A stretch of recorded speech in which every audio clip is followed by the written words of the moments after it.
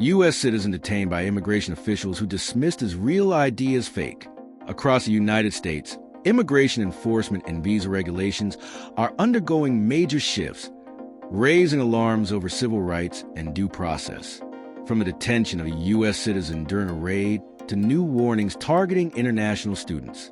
Recent actions reflect a broader tightening under Trump-era influences. These changes are causing growing unease among citizens, migrants, and foreign students alike. If you are interested in this topic, please pay attention and watch the video through the end to get all the information. Please hit like and subscribe, and don't forget to push the notification bell for an upcoming video. Authorities wrestled a U.S.-born citizen to ground, cuffed him and dismissed his so-called real ID as fake during an arrest operation targeting undocumented people on Wednesday under the direction of the Trump administration, according to a viral video and reporting by Telemundo. Leonardo Garcia Vanegas, 25, was at his construction job in Foley, Alabama, when officials arrived to arrest workers there. Garcia Vanegas, who was born in Florida to Mexican parents, began filming the arrests with his mobile phone before officials reportedly knocked the device out of his hand and tried to arrest him as well. Video of the arrest shows 3 officials wrestling him to the ground while he yells, "I'm a citizen." According to an interview with the Spanish-language U.S. news outlet Telemundo, officials took out his wallet, removed his ID, which complies with higher federal security standards for state-issued driver's licenses, as well as identification, and told him that it was fake. "They cuffed me," he said. "They put the cuffs on quite hard."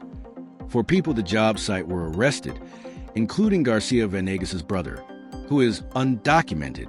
Officials removed the cuffs from Garcia Vanegas hours later after he gave them his social security number, verifying his U.S. citizenship.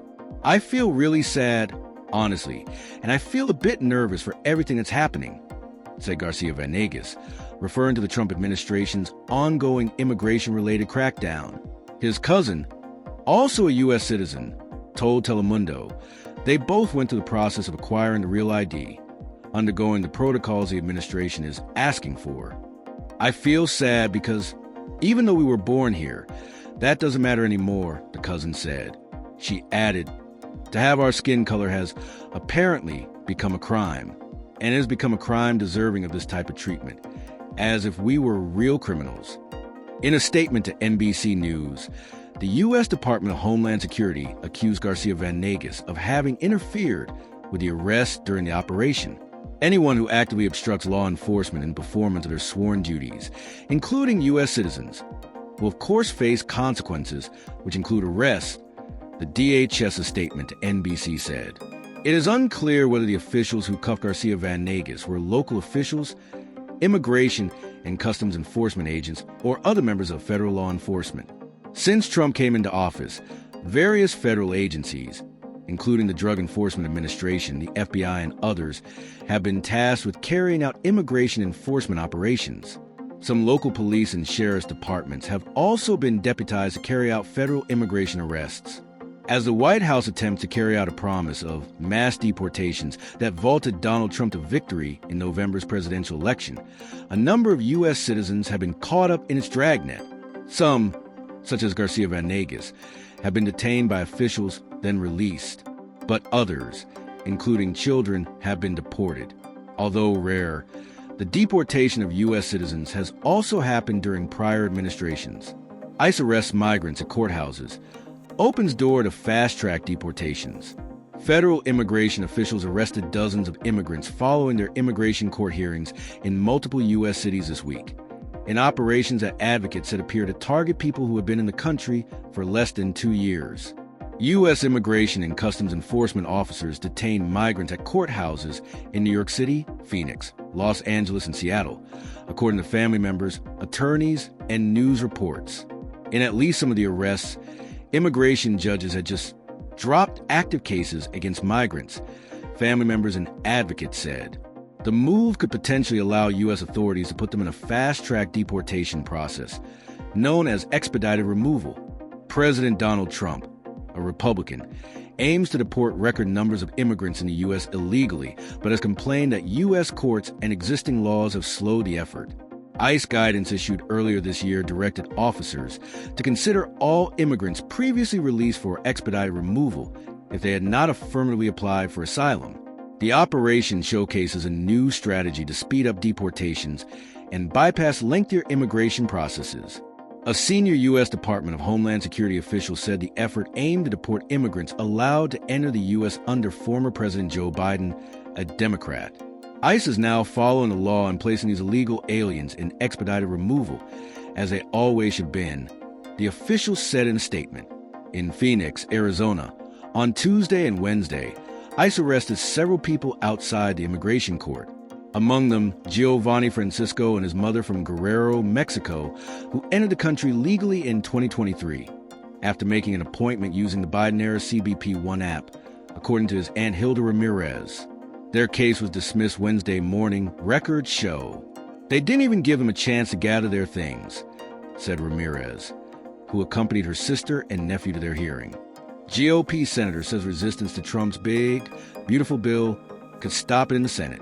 President Donald Trump and Speaker Mike Johnson are hopeful for minimal modifications in the Senate to the big, beautiful bill passed by the House last week.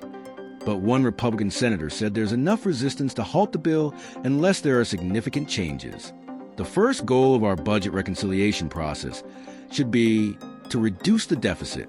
This actually increases, Senator Ron Johnson, Republican Wisconsin, told CNN State of the Union on Sunday, urging deeper spending cuts than those in the bill to reset to a reasonable, pre-pandemic level of spending. I think we have enough to stop the process until the president gets serious about spending reduction and reducing the deficit, Johnson said. Republicans are using a budgeting tactic called reconciliation, which requires only a simple majority to pass, to get the package through both chambers and to Trump's desk. But any changes in the Senate would require the bill to go back to the House, where it was passed by only one vote among a divided Republican conference last week. Speaker Johnson made the rounds on the Sunday talk shows this week to defend the bill and to encourage the Senate to pass it without too many changes.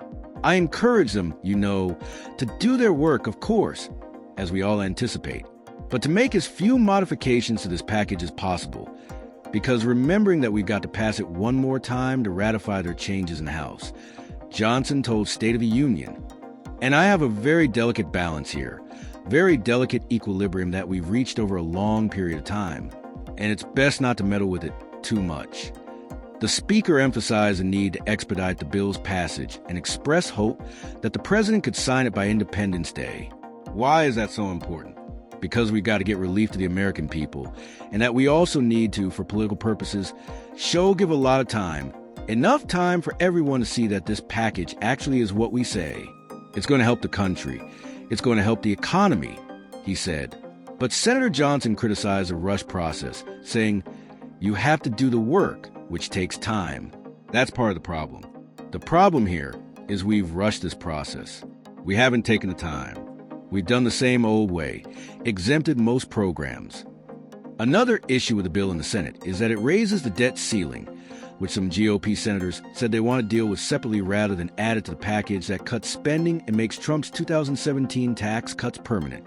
Republican Senator Rand Paul told Fox News Sunday that he won't vote for the legislation unless the debt ceiling increase is stripped because he said it would explode deficits. He called the bill's spending cuts wimpy and anemic. The problem is the math doesn't add up, he said. Asked about Paul's criticism during an interview with CBS Face the Nation, Speaker Johnson was asked whether he believed the legislation is an economic gamble. No, it's not an economic gamble. It's a big investment, Johnson said. What this bill is going to do is be jet fuel to the U.S. economy, foster a pro-growth economy. What do we mean by that? We reduce taxes, reduce regulations. We will increase and incentivize American manufacturing. The effect it will have on the economy is that entrepreneurs and risk takers and job creators will have an easier time in doing that. They will allow for more jobs and more opportunity. For people, wages will increase. Johnson said criticism about rising debt is dramatically overstated. Those same groups can objectively see and acknowledge that this is the largest cut in spending in at least 30 years. And arguably of all time, we're cutting over $1.5 trillion in federal spending while we check all the boxes and bring about a pro-growth economy, he said. And while the Congressional Budget Office estimates the bill would raise the deficit by $3.8 trillion, Speaker Johnson said because the CBO doesn't do dynamic scoring, they don't account for growth that will be fostered by all the policies that are in this big piece of legislation. In addition to extending Trump's 2017 tax cuts, the bill boosts spending for the military and border security and makes some cuts to Medicaid, SNAP, and other assistance programs. The CBO's preliminary analysis of the bill, requested by House Democrats and completed before it was passed by the House, estimated the lowest-income Americans will see their resources decrease, while the country's highest earners would see an increase. The bill would implement new work requirements for Medicaid targeting able-bodied adults and immigrants, among other beneficiaries, and incentivize states to not expand Medicaid. The CBO estimated it would result in $698 billion less in federal subsidies because of changes to the Medicaid program. The early CBO estimates put the number of people who could lose coverage at more than 8 million, but that number continues to fluctuate, and the CBO has not yet released its final score of the GOP bill as it continues to be negotiated. Johnson and Trump have maintained that the bill does not cut Medicaid, but does root out waste, fraud, and abuse. "We are not cutting Medicaid in this package," Johnson told CNN's Jake Tapper. "There's a lot of misinformation out there about this, Jake. The numbers of Americans who are affected are those that are entwined in our work to eliminate fraud, waste, and abuse. You're talking about 4.8 million able-bodied workers, young men, for example, who are on Medicaid and not working. They are choosing not to work when they can. That is called fraud. They are cheating the system. When you root out those kinds of abuses, you save the resources that are so desperately needed by the people who deserve it and need it most. That's what we're doing, and that's why this is a morality of what we're doing here is precisely right," he said. Trump's USCIS pick sparks fear among Indian students over OPT changes. If you're an Indian student in the U.S. or planning to be one, there's new reason to worry. The optional practical training program, which thousands of Indian students rely on for work opportunities after graduation, is now in the crosshairs of President Trump's nominee for the top immigration role in America. Here is why. President Trump's nominee for Director of the U.S. Citizenship and Immigration Services, Joseph Edlow, has expressed intentions to significantly alter the optional practical training program. Even though U.S. President Donald Trump has said international students should receive green cards after graduating from U.S. universities. Economists, business leaders, and educators have said that ending post-graduation OPT and STEM OPT would halt America's best programs for attracting and retaining international talent. What is OPT? Optional Practical Training is a program that allows international students on F-1 visas to work in the U.S. for up to 12 months after completing their academic studies. Students in science, technology, engineering, and mathematics fields are eligible for a 24-month extension, totaling up to 36 months of work authorization. This program serves as a bridge for students to gain practical experience and potentially transition to longer-term employment opportunities in the U.S. For most Indian students, OPT is a vital bridge between education and employment, helping them gain experience and improving their chances of transitioning to a work visa, like the H-1B. What is happening now? Joseph Edlow, President Trump's nominee for Director of U.S. Citizenship and Immigration Services, has indicated he wants to restrict or roll back the OPT program. At a recent U.S. Senate hearing, Edlow criticized the OPT system, saying it has exceeded its original intent, and that work permits should only be available while the student is still studying, not after graduation. Senator Mike Lee, Republican Utah, asked Edlow to describe changes he would make to optional practical training if he were confirmed as USCIS director. "I think the way in which OPT has been handled over the past 4 years, with the help of certain decisions coming out of the D.C. Circuit Court, have been a real problem in terms of misapplication of the law," Edlow said in response. "What I want to see would be essentially a regulatory and sub-regulatory program that would allow us to remove the ability for employment authorizations for F-1 students beyond the time that they are in school. This raised immediate red flags among immigration lawyers, education experts, and especially Indian students, who make up one of the largest international student populations in the U.S. What the Mumbers say. According to the Institute of International Education, in the 2023-24 academic year, 163,452 international students participated in post-completion OPT. 79,330 students were enrolled in STEM OPT. That a total of 242,782 students. If EDLO's approach is implemented limiting work authorization only while enrolled, these figures would plummet. The STEM OPT, which only begins after a student completes their degree, would be eliminated entirely. This would drastically reduce the pipeline of foreign students entering the U.S. workforce via the H-1B route. How many Indians could be affected? Over 270,000 Indian students are currently studying in the U.S. Roughly 69,000 are on OPT, according to 2023 U.S. immigration data. Many of these students heavily rely on OPT to work, repay student loans, and secure long-term opportunities like H-1B sponsorship. What would change? If EDLO's views are implemented as policy, students might lose the right to work after graduation. OPT could be limited only to jobs during the degree, not after. Without OPT, students may have to leave the U.S. immediately unless they quickly secure an H-1B visa, which is hard due to strict quotas. But isn't OPT legal? Yes. In fact, the U.S. Court of Appeals upheld the OPT and STEM extension programs in 2022. The Supreme Court also refused to overturn that decision. But EDLO's views reflect a broader policy direction that could still reshape or dismantle OPT through administrative rule changes. Why are experts worried?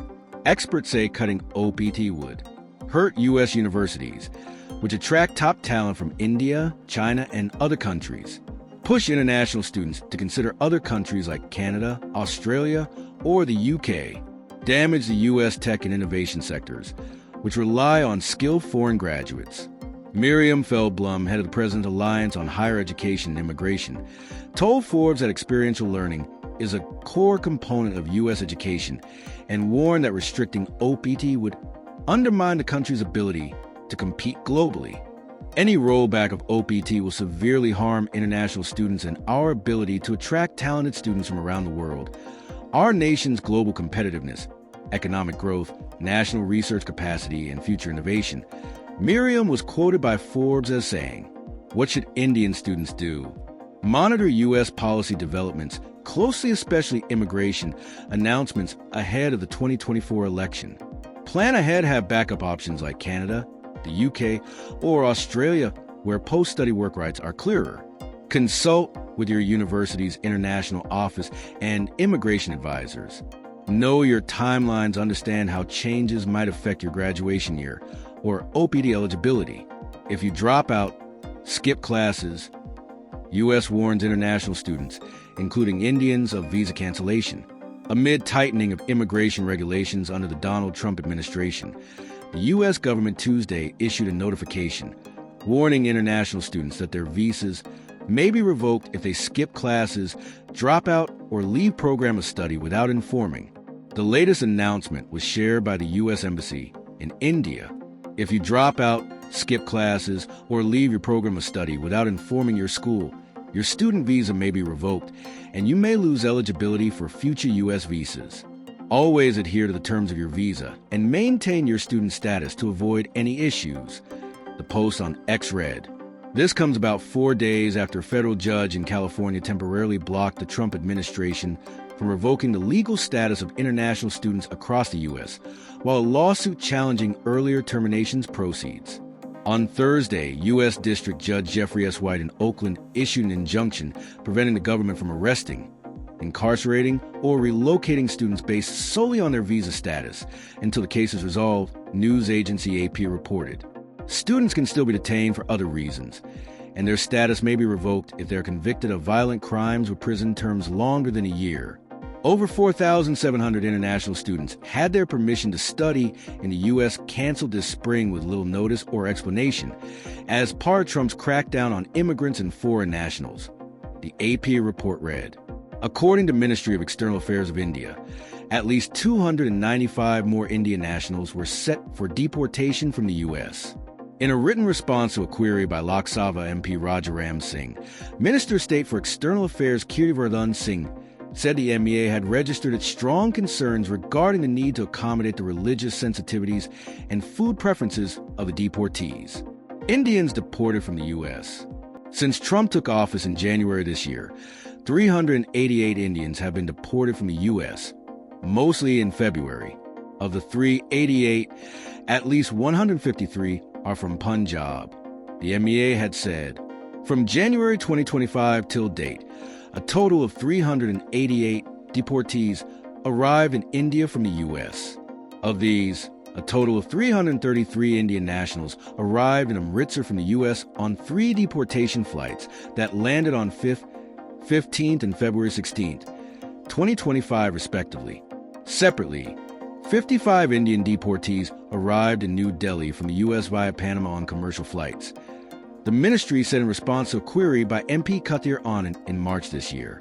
As deportations rise and legal protections weaken, concerns mount about the U.S. commitment of fairness and opportunity. The fate of key programs and policies now hinges on political outcomes, court rulings, and public pressure. The next steps will shape the future of immigration and international education in America. That is all for today in this video. What are your thoughts on this? Please let us know in the comments section below. Thanks for watching the entire video.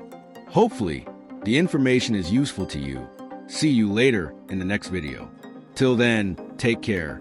US immigration breaking updates. US immigration enforcement under the Trump administration has drawn sharp criticism or aggressive and discriminatory actions. Leonardo Garcia Venegas, a 25-year-old US citizen, was violently detained during a workplace raid despite presenting a real ID.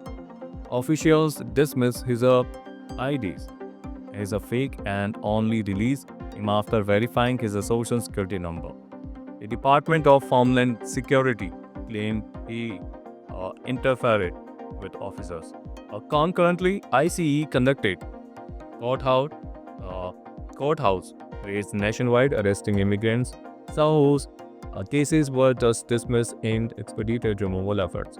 President Trump, alongside House Speaker Mike Johnson, is pushing a major bill featuring Trump-era tax cuts, increased defense and border funding, and delegate work requirements. Critics warn it may slash health coverage and deepen its effect. Meanwhile, proposed USCIS leadership threatens optional practical training, alarming Indian students. The US also warned that skipping classes or dropping out could lead to a student visa revocation. In early 2025, 388 Indians were deported, raising diplomatic concern about treatment and due process.